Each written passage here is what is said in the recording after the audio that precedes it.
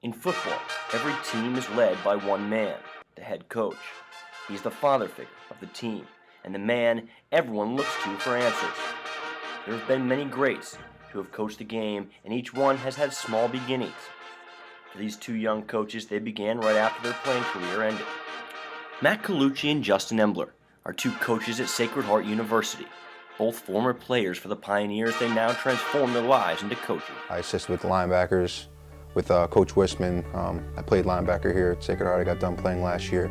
So it's kind of a dream come true, being able to help with the linebackers and influence them as my coaches influenced me.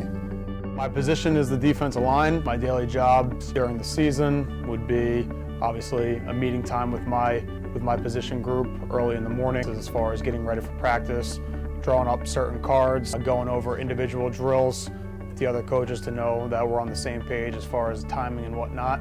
You know, watching a lot of film, being prepared to know which runs the opponents are going to be giving us on Saturday. Like Coach Ditka, these two went from player to coach, a transition that was not easy for either one. In the beginning, I guess it was a little weird, but a lot of the kids, they know I'll mess around them, but once it comes down to business, like they know that they got to respect my opinion, the way I coach, and it wasn't that bad of a transition. That was just kind of like, it was hard to find that when to mess around and then when to be serious. And once we established that relationship off the field, obviously I'm still the friend, but on the field and in the weight room, in the meeting rooms and stuff like that, it's kind of all business. That transition was the most difficult part for me. As far as being a player and then turning into a coach and ended up coaching some of the players that I have played with previously for the past couple years. It was a struggle at first. I think as I started to get more comfortable in a coaching role and those players started to view me as a coach, it became easier, and they just had to gain my trust and I had to gain their trust on a different level than from player to player than from coach to player. I'm absolutely a better coach because I know what they went through. I know in the 110-degree heat in preseason when they're huffing and puffing and they want to quit, that I'm not going to let them, and because I went through that stuff, and like I said, I started last year, so I know being on the field how they feel, how adversity comes and hits you in the mouth, and it kind of makes you think like, am I going to really get through this or not? And the answer is absolutely. We wouldn't, as coaches now, I know that we wouldn't put you through anything that you couldn't accomplish.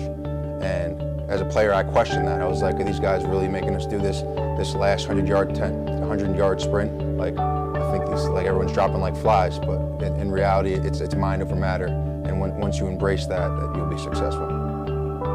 I don't think I'm a better coach because I played.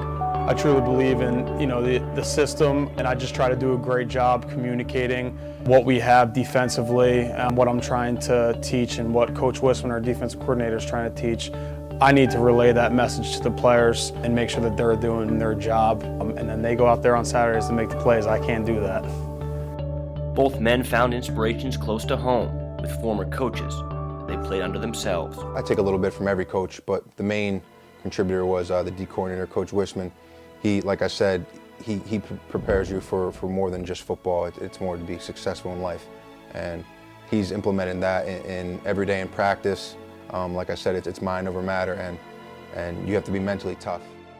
Yeah, I mean, I take a lot of inspiration from any coach. Really, I think you come across and meet because everyone has their different path and where they came from, and I think if you can learn the slightest bit from each coach you run into, it'll help you out in the long run.